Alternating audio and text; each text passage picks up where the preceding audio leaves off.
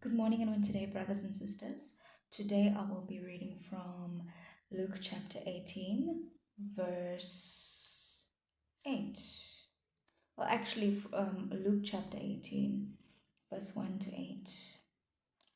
Now, Jesus was telling the disciples a parable to make the point that at all times they ought to pray and not give up and lose heart, saying, in a certain city there was a judge who did not fear God and had no respect for man.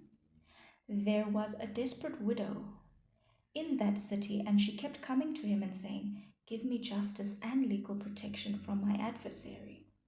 For a time he would not, but later he said to himself, even though I do not fear God nor respect man, yet because this widow continues to bother me, I will give her justice and legal protection. Otherwise, by continually coming, she will be an intolerable annoyance, and she will wear me out. Then the Lord said, listen to what the unjust judge says. And will not our just God defend and avenge his elect, his chosen ones, who cry out to him day and night? Will he delay in providing justice on their behalf? Verse 8, I tell you that he will defend and avenge them quickly. However, when the Son of Man comes, will he find this kind of persistent faith on earth? So, what I got from that is when you're going through a trial where you feel like your prayer is not being answered, you must persist in prayer. You must continue to persist. For example, let's say if somebody is not giving you what you need, let's say you go to a certain place and you apply for something and you haven't got a response and you need something from that particular person. Okay, let's say you go to a place and you apply for something and you need a specific document, and the person doesn't give you that document within the time frame that you need it. Because if you don't get that document, your application will close at a certain time. You have to continue to fight for what you need. So you have to continue to persist in prayer. If you're asking God for something, you can't just give up when you haven't received it yet. You have to persist in prayer. Keep on praying, keep on pushing. If somebody is telling you no, but you know God is telling you yes, you have to push.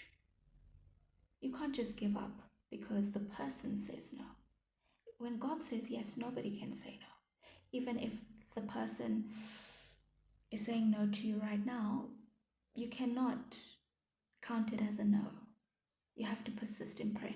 You see, in verse 8, it says, I tell you that he will defend and avenge them quickly. However, when the Son of Man comes, will he find this kind of persistent faith on this earth?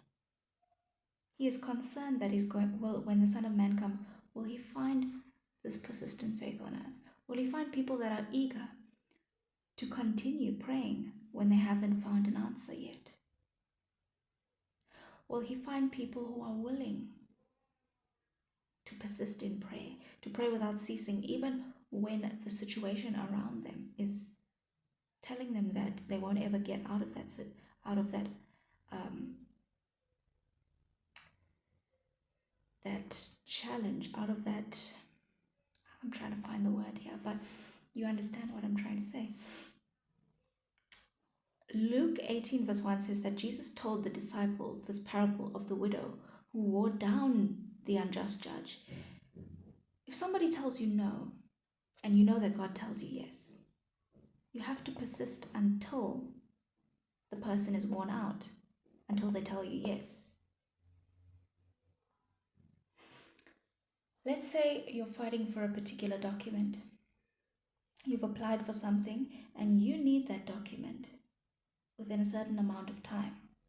Otherwise, you know that if you don't get that document, that application is going to be closed and you're going to lose out on the money that you put in. You have to continue to wear out the people that are telling you no. Same goes with prayer requests. If you want something from God and you're saying, Lord, I really want this, He will put you on the right path and He'll give you the right words to say. Even if there are gatekeepers, you have to wear out those gatekeepers. You have to wear out the unjust judge. The widow wore down the unjust judge to make the point that at all times they ought to pray and not give up and lose heart. Jesus wanted them to learn to persevere in prayer with confidence, and He wants us to do the same. Our confidence is never in ourselves, it is always in Christ. Without Him, we are nothing and can do nothing that merits anything.